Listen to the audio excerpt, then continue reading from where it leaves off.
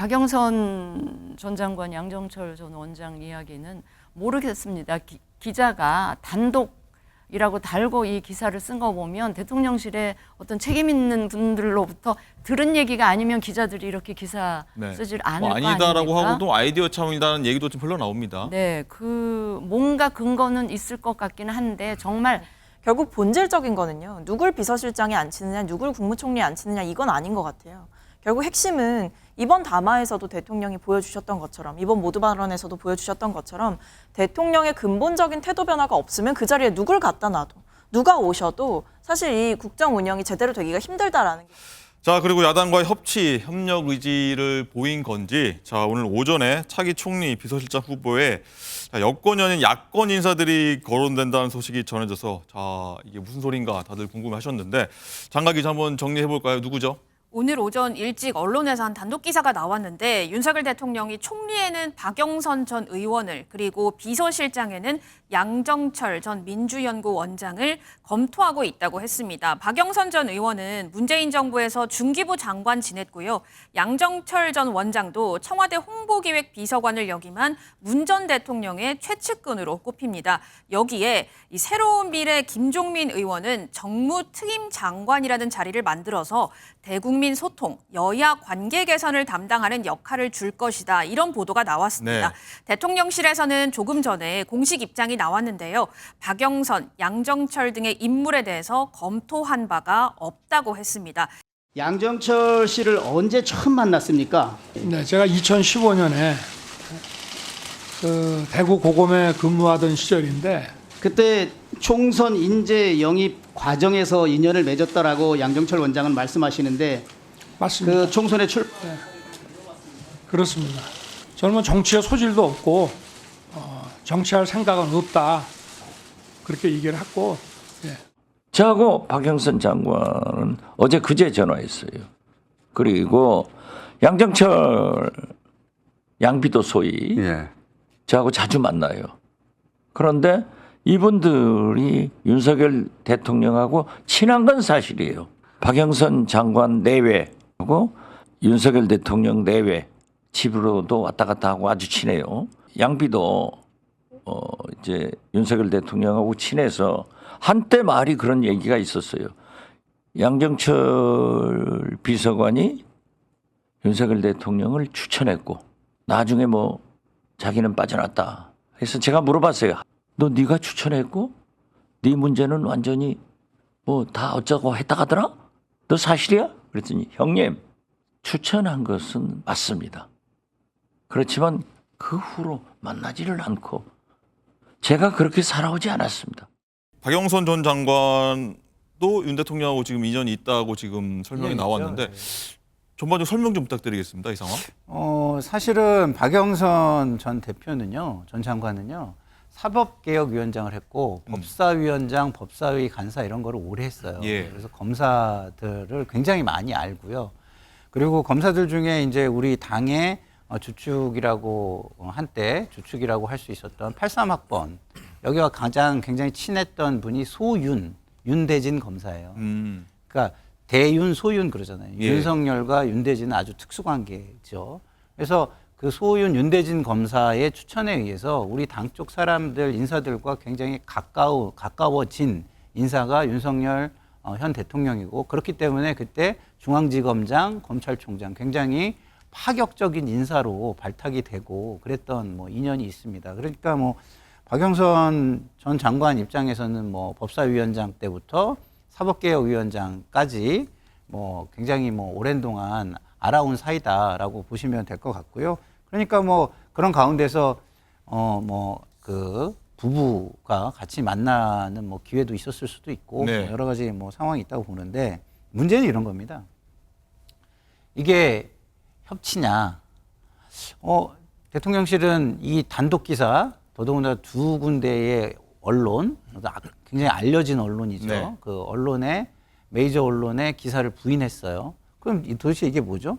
제가 볼 때는 그러면 이게 대통령의 모두 발언으로 굉장히 비등해진 비판 여론을 좀 덮으려고 또 이게 나온 얘기인가? 그렇게 해석했습니까? 이렇게 해석이 되는 부분인 거예요. 이게 도대체 뭐 하는 거야? 라는 생각이 드는 거고요. 그리고 좀 전에 야당과의 협치가 열어뒀다 이렇게 얘기하잖아요. 이 굉장히 허망한 겁니다. 아까 방향은 옳다. 그런데 체감의 노력은 부족했다. 그리고 실천은 되지 않았다. 이거하고 똑같은 거예요. 예? 방향은 가능성은 열려 있지만 체감 노력은 하지 않을 거고 실행도 되지 않을 거다. 이거하고 뭐가 달라요? 지금 충분히 총선 민의로 확인됐을 때 이때 결단해서 이 전격적으로 변화되는 상징적인 모습을 보여주지 못하는데 그것이 점차 줄어드는 상황에서 그게 잘 되겠습니까? 진심이 느껴지지 않는 일들이 계속 벌어지고 있다. 이런 것들을 잘 컨트롤하지 않으면 대통령실이 이게 레임덕 현상이 굉장히 심각하구나 라는 쪽으로 여론이 형성되지 않을까 우려스럽습니다. 네, 이 현실화 가능성이 있는지, 현실화 된다면 어떤 좀 효과가 있을지 한번 부탁드립니다.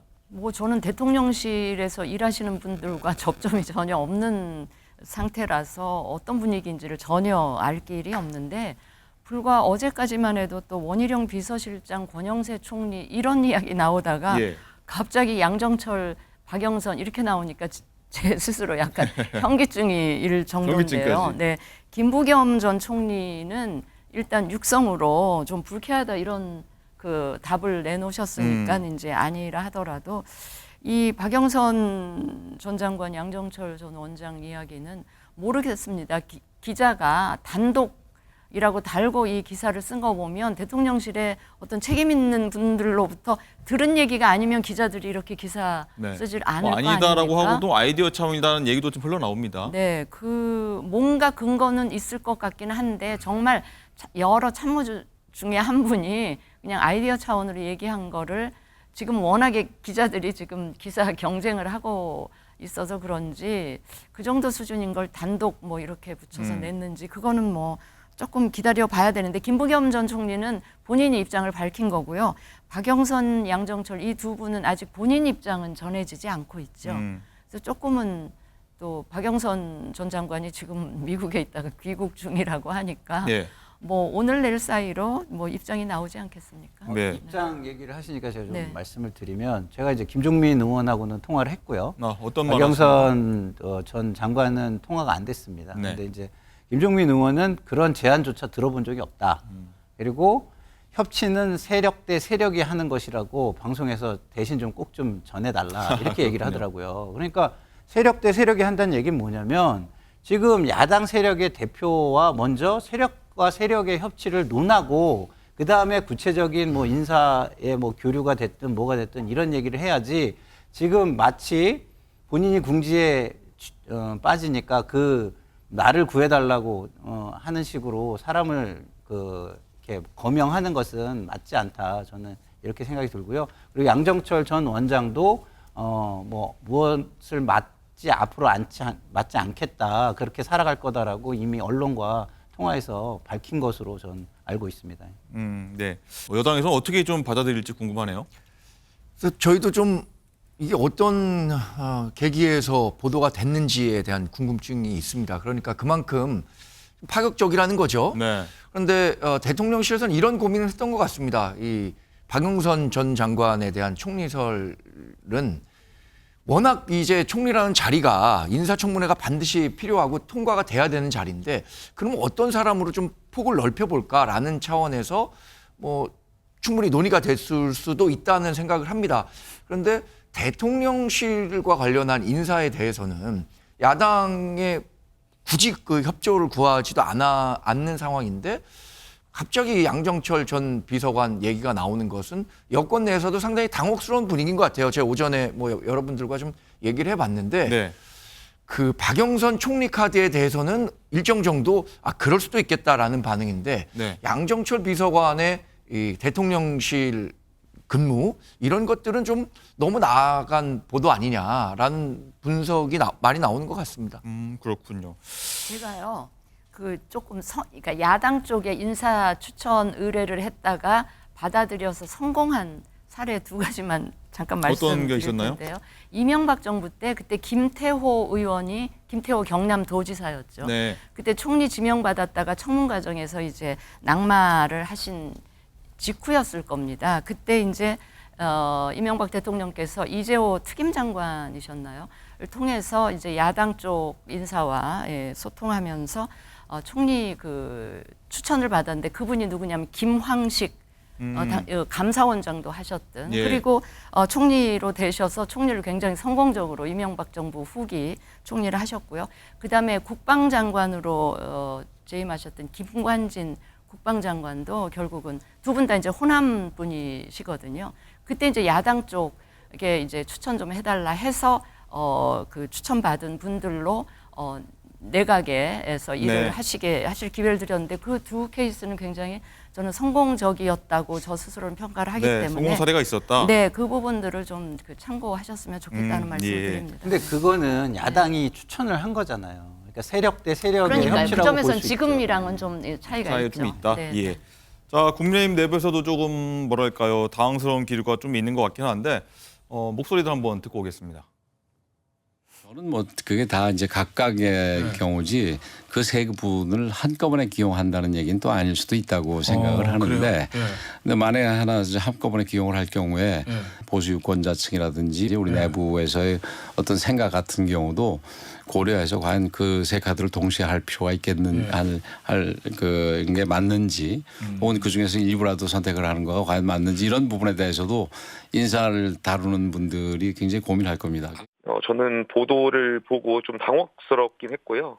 아무래도 아이디어 차원에서 누군가 상상을 흘렸을 가능성이 좀 큰 게 아닌가 저는 그렇게 생각하고 있고요. 만약에 이것이 현실화가 된다면 지지층 사이에서 후폭풍이 만만치 않을 것 같다 이 정도 생각할 것 같습니다. 총리 후보로 박영선 그리고 비서실장 양정철, 정무장관 김종민 이런 분을 띄웠더라고요. 저는 이게 아마 진로복이고 띄워복이 아닌가, 간복이다. 인사는 하마평이 항상 있으니까 여러 가지 할 수가 있어요. 그런데 이걸 윤석열 대통령은 야당 파괴 공작을 하고 있는 거예요. 아직 정신 못 차린 거예요. 총선에 우리 민주당에서 탈당하고 변신한 자들을 국민이 다 낙선시켰어요. 그런데 우리 민주당 인사들이 간다고 인준이 되겠어요? 현재까지 저도 지금 뭐 당사자들 직접 지금 연결이 잘 안 돼서 뭐 얘기를 해봤지만 주변에서 얘기는 뭐 아직까지 확정적으로 당사자한테 그 제의하거나 이런 것 같지는 않습니다. 아마 대통령실 주변에 일부 그 아이디어 차원에서 그 거론이 좀 된 것 같은데 현실화될지는 좀 봐야 될 것 같습니다. 일단 지금 민주당 차원에서는 뭐 사전에 귀뜸을 받거나 뭐 협의를 해오거나 이런 거 전혀 없었던 거죠. 예, 전혀 없었습니다. 당사자 뭐 예를 들면 뭐 한 분 같은 경우는 전혀 자기도 들은 바가 없다고 하는 분이 있었어요. 세 분 중에 한 분은. 뭐 발탁이 된다면 전체로 어떤 의견 줄 수 있을까요? 아마 이게 여당에서 좀 부글부글 할 것 같고요, 일단. 그리고 지지층 사이에서도 지지층 분열까지도 갈 수 있는 사안이라고 저는 생각을 해요. 그런 면에서 여당에서는 이런 카드를 전혀 반길 리가 없고 야당 입장에서도 아니 협치를 하겠다면서 사람 몇 명만 바꾸는 게 무슨 협치냐, 이게 무슨 소통이냐 아마 이렇게 얘기를 할 것 같거든요. 그러니까 제가 이 인선과 관련해서 우리가 이 총선 참패 이후에 굉장히 많은 얘기를 하고 있지만 결국 본질적인 거는요. 누굴 비서실장에 앉히느냐, 누굴 국무총리에 앉히느냐 이건 아닌 것 같아요. 결국 핵심은 이번 담화에서도 대통령이 보여주셨던 것처럼 이번 모두 발언에서도 보여주셨던 것처럼 대통령의 근본적인 태도 변화가 없으면 그 자리에 누굴 갖다 놔도 누가 오셔도 사실 이 국정 운영이 제대로 되기가 힘들다라는 게 제 생각입니다. 아니 아무리 박영선 장관이 뭐 설령 수락하시고 뭐 통과가 되셔서 하신다고 하더라도 아무리 그 자리에서 쓴소리를 한다고 하더라도 대통령이 받아들이지 않으면 구체적인 변화가 보이기 어려워요. 그런 면에서 대통령께서 지금 뭐 파격적인 인사도 이렇게 꺼내보고 여론의 반응도 보면서 뭔가를 해보시려고 하는 것 같기는 한데 이슈를 이슈로 덮는 것만으로는 충분하지 않다. 결국 대통령의 태도 변화가 선행되지 않고 생각의 변화가 선행되지 않는다면 어떤 자리에 누굴 앉힌다고 하더라도 큰 기대는 큰 변화는 없을 것이다. 이런 생각이 듭니다. 네.